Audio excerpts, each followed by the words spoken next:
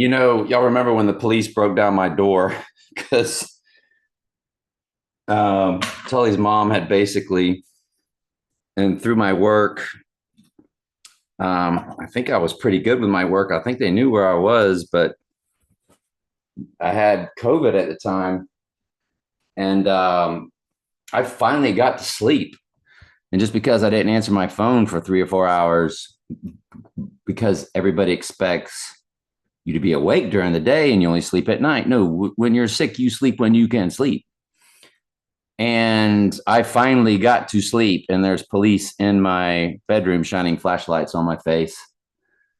And I don't sleep with a lot of clothes on, if any. So I was a little traumatized by that. So um, I got like 18 deadbolts on that door later on and all that. It was hilarious. And put a actual lock on my door, key lock on my bedroom door, because they just walked right in by flicking the little easy open lock. And I was a little traumatized by that. So being that I live alone, I'm definitely want to check in with y'all daily so y'all know that I'm okay. I don't want anybody going, oh, I heard from him in a few days. So these are just my daily checkups until we get, and it'll end once my son's memorial. All of this will stop. You're not going to continue to see. And at some point, I might change a profile picture, and that don't mean I forgot my son or anything like that.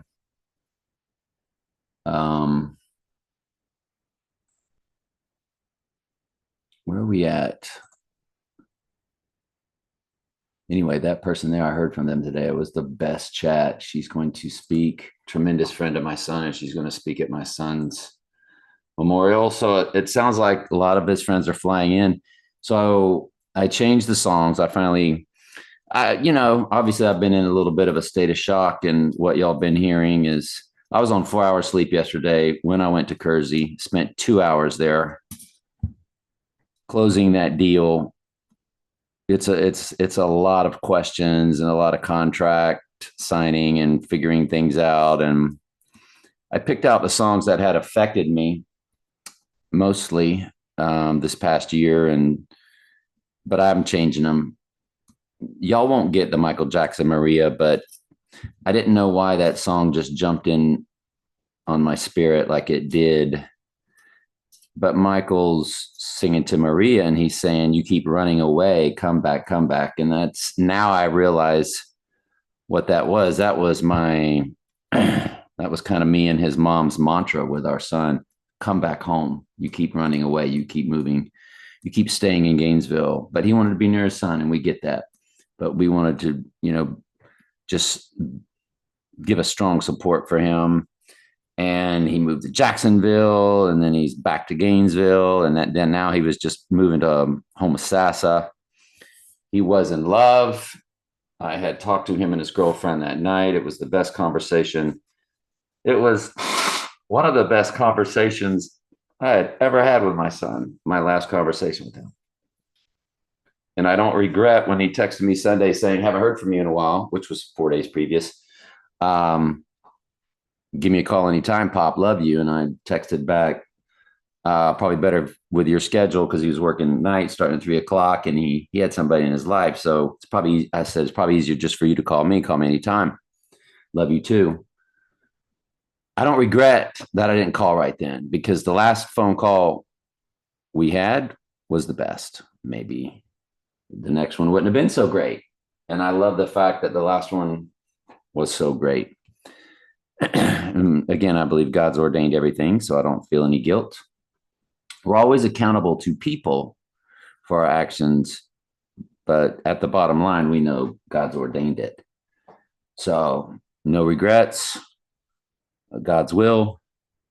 That was that final great conversation. And but I have changed the songs. I'm happy that I did. I woke up today with a clear mind. Again, I'm in a semi state of shock, which is wearing off.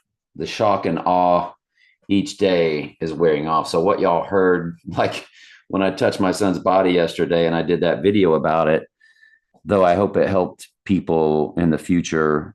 And I woke up also understanding something about what that was about, why I needed to do that, because if you know your loved one is in the process of dying, you will run to them.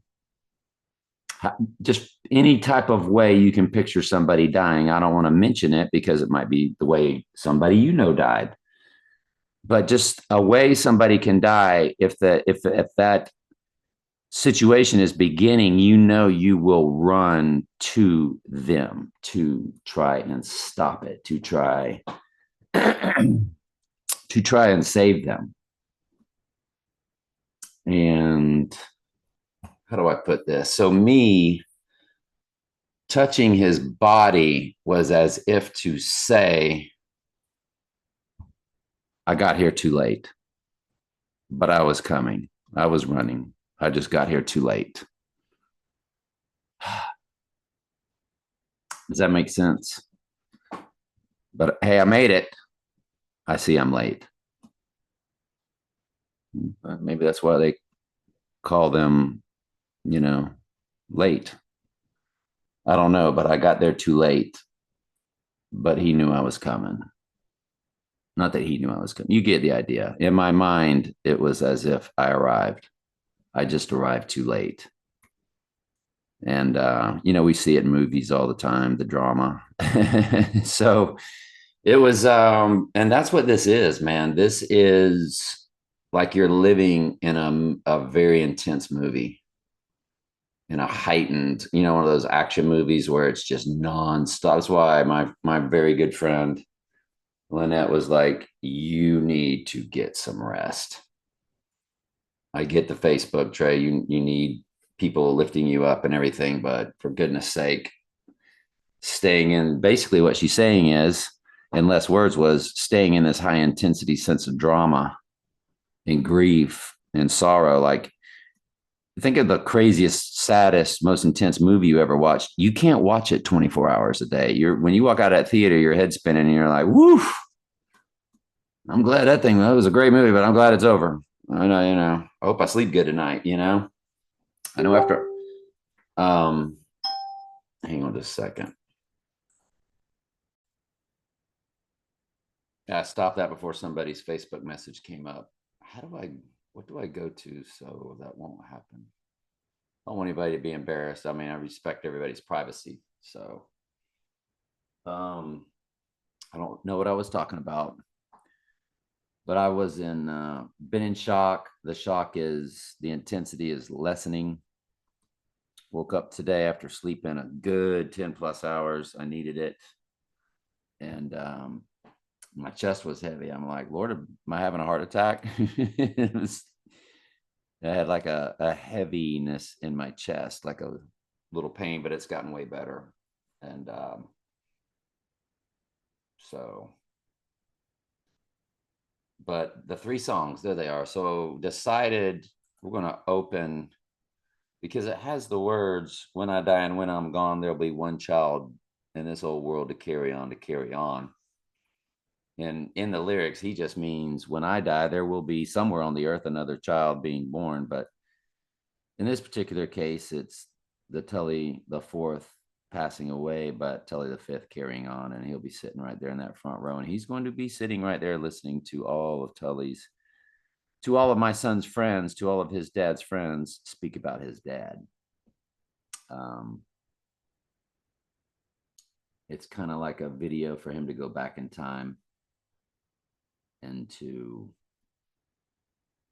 see his dad's early childhood, see his dad when his dad was his age, because my grandson is 12, and starting with Small World preschool, yeah, but then kindergarten with Ashley and Ross and everybody, and just and Travis, and just the way it began, you know what I mean? And all the way through middle school with Ernie and Carla, and just continuing on into high school. and then his move to Orlando, and just this gathering of friends that he had, just friends after friends after friends, and everybody loved Tulley. Everybody loved my son. And I'm forgetting a name. I'm trying to think of it. I don't know why the name escapes me. Let me pause and try to think of it. Goodness gracious, even on a normal day, this is so typical of me just blanking out on a name. But one of Tulley's really good friends that owned a roofing company. It was Tulley's first job. His dad owned a roofing company. He played football. Also, another tremendous friend. I need to get a hold of him, see if he wants to come speak, though he does travel a lot with his job. And Tulley was under his employment briefly for a little bit too, a while back. So if y'all know who I'm talking about, please get me his name. I've got his number somewhere in my phone too. But there's going to be a lot of his friends speaking, and which is fantastic. But that's the song right there. I can't play too much of it.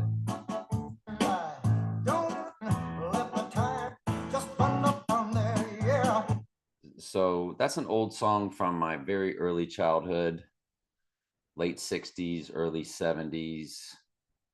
I don't know how it's coming across on the video, so I don't want to really play it because it might sound horrible. Crazy cold, way down the there'll be one child born. I have to pause so you don't get a copyright strike. I think 6 seconds is the max. Carry on, carry on. So I've always loved that song and woke up today thinking about, oh, they're not going to understand Michael Jackson, Maria. People are going to be wondering the whole comeback.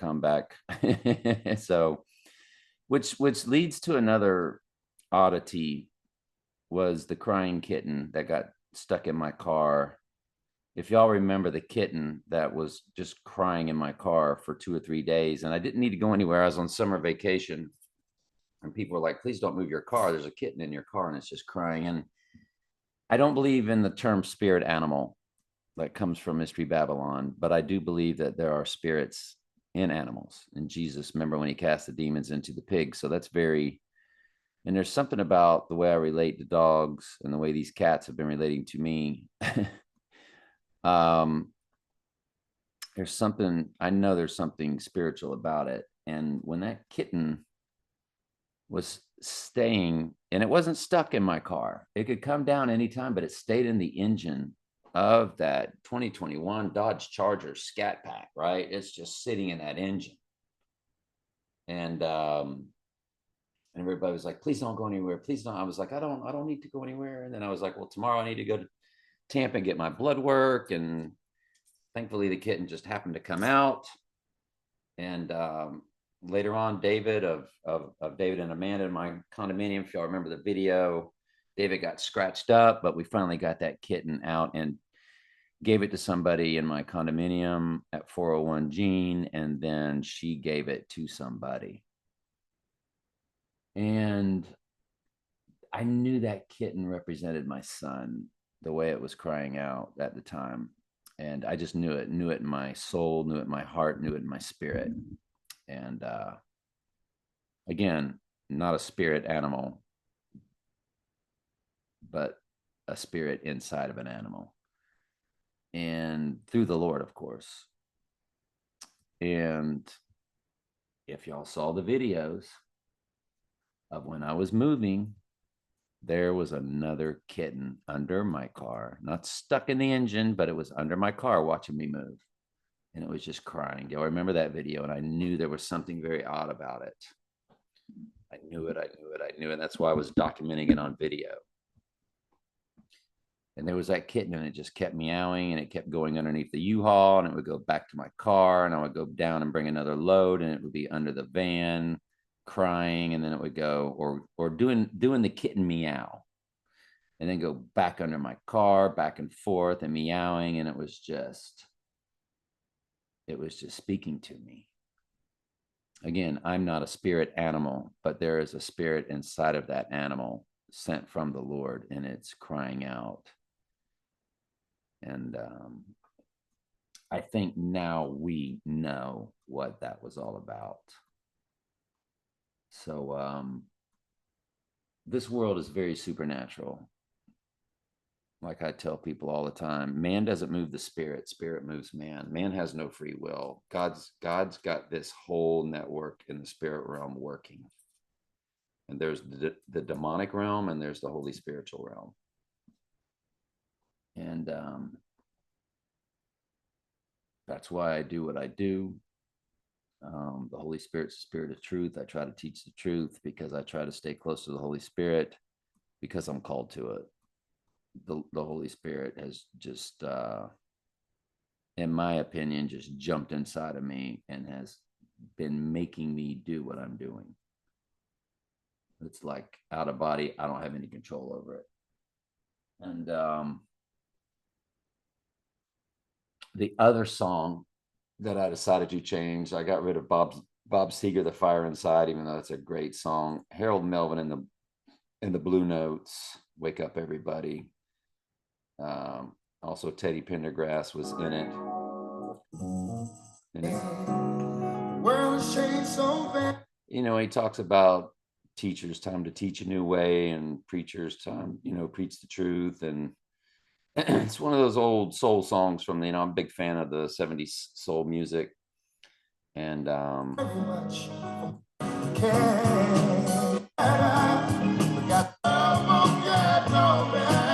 world won't get no better unless we all let it be. Na na na na na na na. I can't sing, but surely things will work out. So I think that'll be a good song to play also. And the amount of people that are speaking, hopefully it's going to run us over the hour. And just like I told y'all, I want her to say, "I'm sorry, y'all, but y'all got to leave. I got to go home to my family. This is just my job. It's my 9 to 5, and y'all's time is up. What you paid for is over with." But of course, we will not be upset at her. We will take it to Beeps, or we will take it elsewhere. But I want them to have to blink those lights and say, "It's closing time, folks. Y'all gotta go." I want a filibuster. I want them to have to make us leave. I don't want any dead air space or not enough people talking, and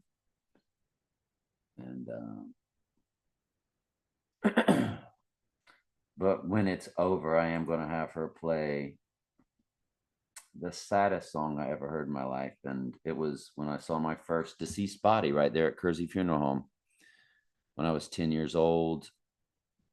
It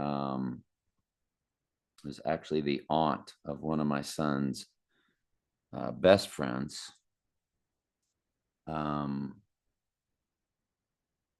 She was killed in a car accident along with my Uncle Shelby's very good friend. It was 9 people in like a Cougar or Mustang or something, and they were on Lake Mattie Road, and it rolled a couple times, and he died of what I was told, a crushed chest. And I remember this song was popular on the radio. It must have been what was on the radio in the car when I went to the funeral home. And I saw my first deceased body. I don't know why. Did I ask to go? Probably. Or did they just bring me? Because they had to go and they were babysitting me because I would stay at my grandmother's on the weekend. So I don't know if it was my Aunt Sharon, Nana, or my Uncle Shelby who took me. I just remember seeing a dead body in a casket. And it really affected me as a 10-year-old. And this song was popular on the radio. And obviously it's a woman singing to a man, you know, that there's no mountain high enough if you ever need me. But this is what I'm hearing from everybody. If you need me, Trey, I'll be there. And I'll Be There is another good one by Michael Jackson. I'll be there to comfort you. It's just 3-song limit. So, but it ain't no mountain high enough. That's definitely now I get it. Now I get it while the connection with the casket at Kersey's, because just like me talking about, if you know somebody's dying, you will climb over a mountain, you will swim under the sea, you will go to them. Ain't no mountain high. Oh, I got there too late, which is kind of the theme I opened up with when I touched him. I'm here. Oh, I'm too late. But there was no mountain high enough for me to cross through, to get to you, to come to you.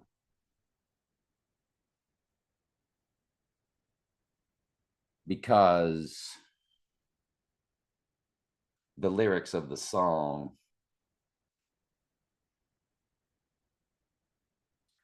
well, let's just do it. Ain't no mountain high enough lyrics.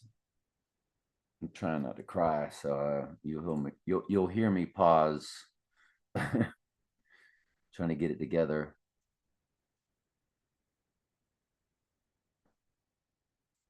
But no mountain, no valley, no river.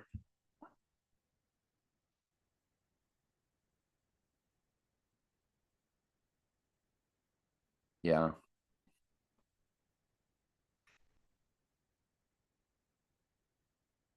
No wind, no rain. All right, better now.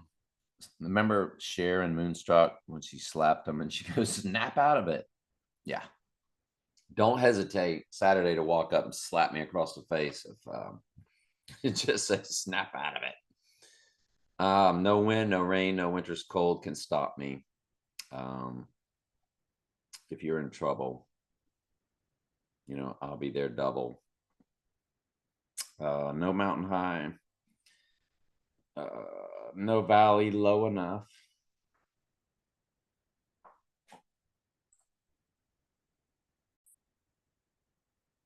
No river wide enough to keep me from you. Ain't no mountain high enough. Ain't no valley low enough. Ain't no river wide enough to keep me from you. Looks like Marvin Gaye was in this also. You can always count on me, and I'll be there in a hurry. Just call my name.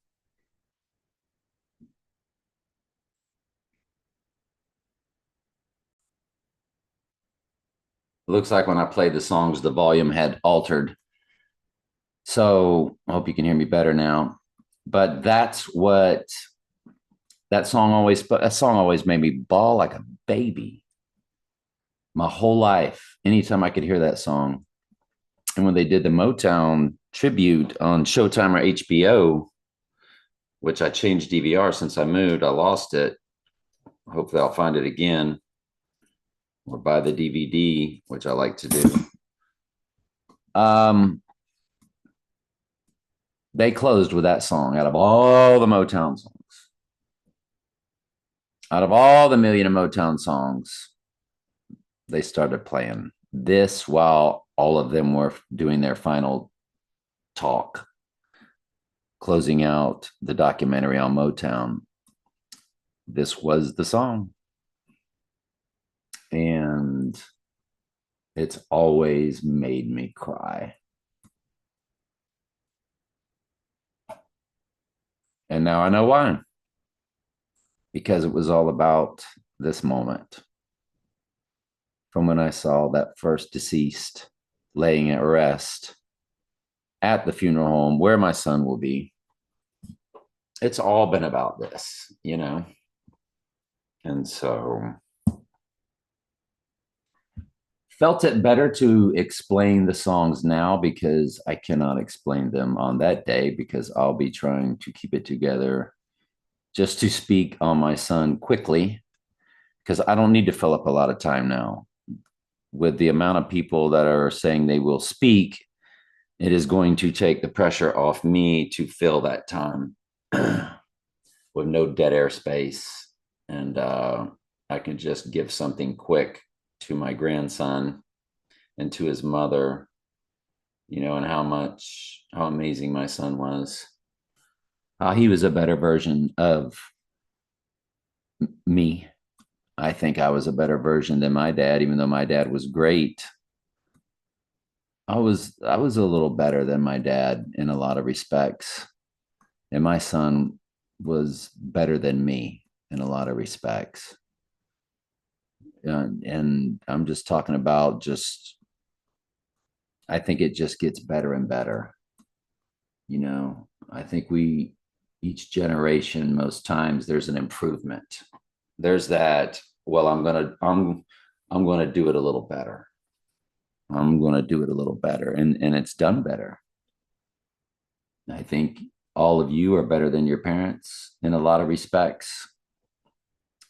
And I think your parents were better than their parents in a lot of respects. And I think your children are going to be better than you in a lot of respects. So that's what my theme will be, is how my son was a better version than me. He was really loved by, he was just, I don't know, man. He was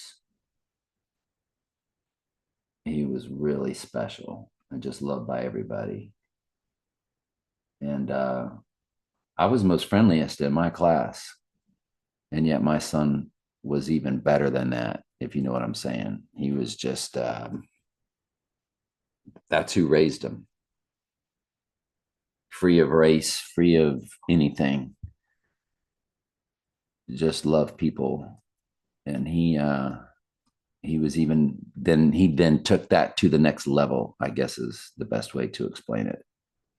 It's not that it's better, it's just that you're given a level and then you take it to the next level. How about that? So however my dad was, I took it to the next level with improvement, and then my son then took it to the next level of improvement, of how to treat people, how to relate to people. And yeah, it'll be that. I guess I'm practicing now. I guess these are what you call, because when I was talking to the lady at Kersey, she gave me the list. This is the order of how everything's going to work. You need to fill this out, of what song you want, who's going to speak. And I said, this is like a production, isn't it? Like a Broadway production. It's literally that, it's music, it's lights, it's then it's words, which we're all actors on a stage. We get up there, we cry. And she said, yeah, pretty much. So I think what y'all are hearing, are my practices, my dress rehearsals, or my undressed rehearsals as I'm in my workout clothes. About to go to my old gym downtown Winter Haven, work it out. It'll be my first workout in 3 weeks. It's before the move, since before Black Friday, if you can believe that. So yeah, we got the 3 songs. Ain't no mountain high enough. It just and I've been listening to it about every night. I did not last night, but just to cry it out, just to get it out, make me cry. You know what I mean? That's probably way too loud on that microphone. But the emotion in her voice, since I was a child, it was just you see, my love is alive.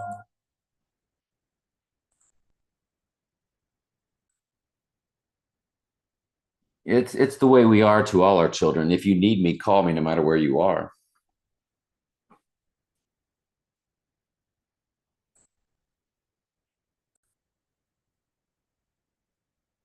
I mean, picture you talking to your kids, no matter how far, just call my name and I'll be there.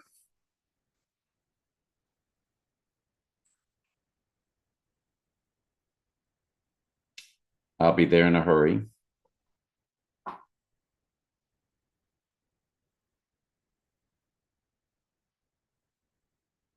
You don't have to worry because, baby, I'll be there.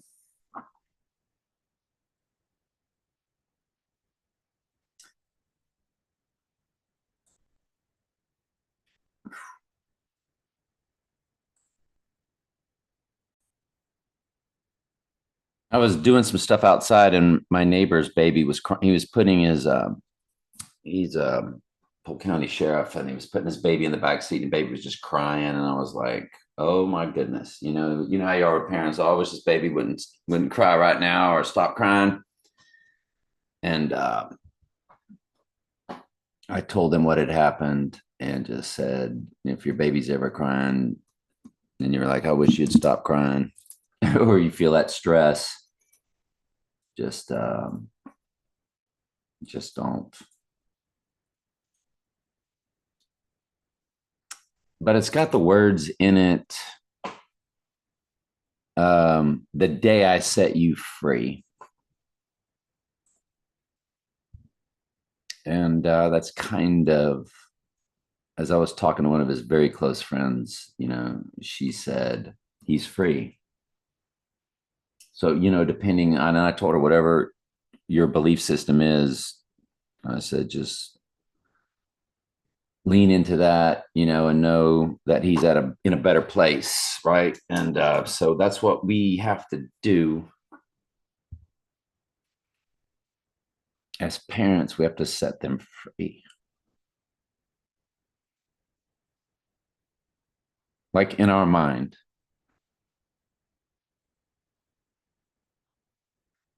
And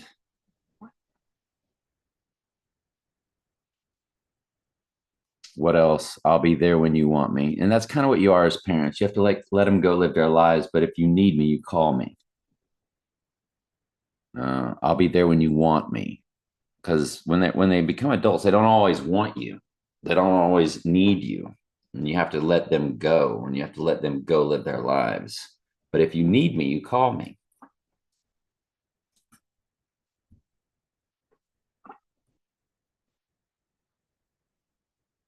No matter where you are, no matter how far. And there's something about the emotion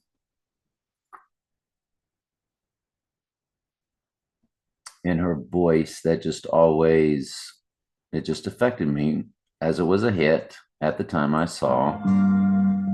From the one he loved, he sat down and baby,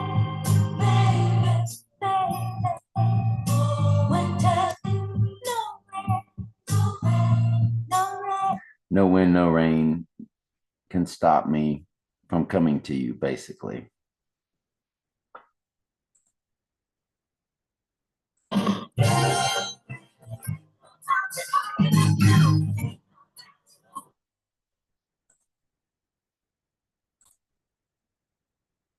Woo. All right. I'm good. Had to get all that out. But that's the explanation of the songs. I think we've got our playlist. We all know how powerful music is, and how music speaks to us. There's something very powerful and spiritual about music. We all know the standard, Amazing Grace. Grace means favor, and that's what I teach in my Bible studies nonstop. That's exact, those lyrics of Amazing Grace is exactly how it is. It's what he does to his sheep. He saves them because he favors them, because they're his. As Jesus said, I lose not one of my sheep that the Father gave to me. Gave when? Before the foundation of the world. For he hath chosen us in him from before. Sheep are born lost. Goats are born goats. We don't know who's who. So don't judge it. Just work out your own salvation with fear and trembling, like it says. And that's what y'all are seeing me do every day with those Bible studies and anything else I do. I'm doing the best I can, but of course, I know that if anything good that I do, that's the Holy Spirit doing it. And anything stupid I do, that's the Lord allowing me to fail in my flesh. So, but yeah, now I know what this song was all about. I totally get it. Why it's always affected me. It was all about this. The most, obviously, the most traumatic, dramatic time of my life.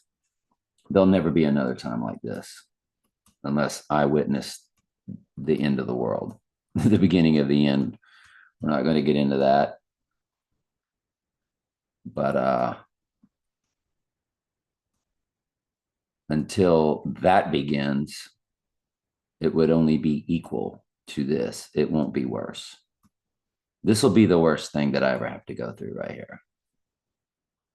And so if the Lord can pick me up and push me and drag me and kick me through it per his will, per his strength, per his power, through y'all, that's what he does. He sends you friends. He has Coach Barham message you. He has Megan call you.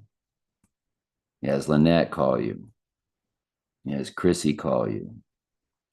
He has Leonard call you. He has Wade text you. He has Guy call you. He has Eddie call you, or you call Eddie. And Eddie goes and wins a world championship for you in Vegas.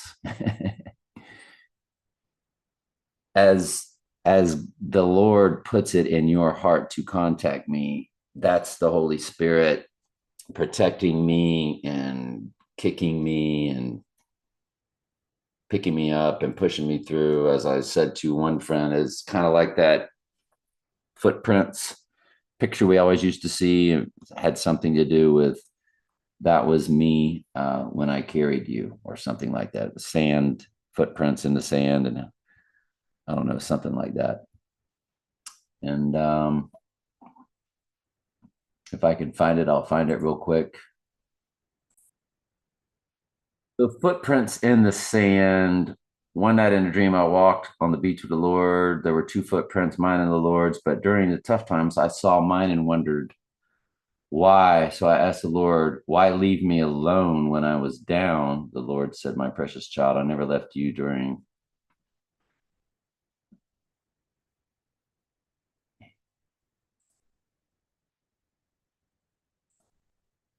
your time of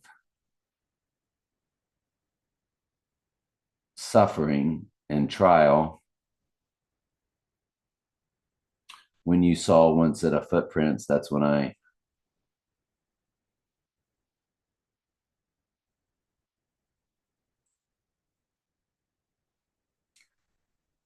started carrying you. So that's what's been going on. I've just been being carried and pushed and dragged. So, yeah, don't hesitate to reach out. One person said, I didn't want to reach out too soon, felt like I was being a little invasive. And I'm like, no, don't you worry about that. You know, I think like some people wonder if there's like some kind of rule book, or like need to wait 2 or 3 days before you start reaching out. It's like, nope, you don't got to do that. So anyway, I just appreciate hearing from everybody. Footprints in the sand, that's what it was. The Lord said, my precious child, I never left you during your times of trial and suffering. When you saw only one set of footprints, it was then that I carried you. Yes, exactly. That's what I've been trying to explain. So, song one. Somebody sent me this personal announcement or something. I think it had to do with when you go and touch You're deceased. They do it every time. That'll be song number 2. And that'll be song number 3. We're going to be all right. We're going to be good. We're going to be good. All right, y'all. I love y'all very much.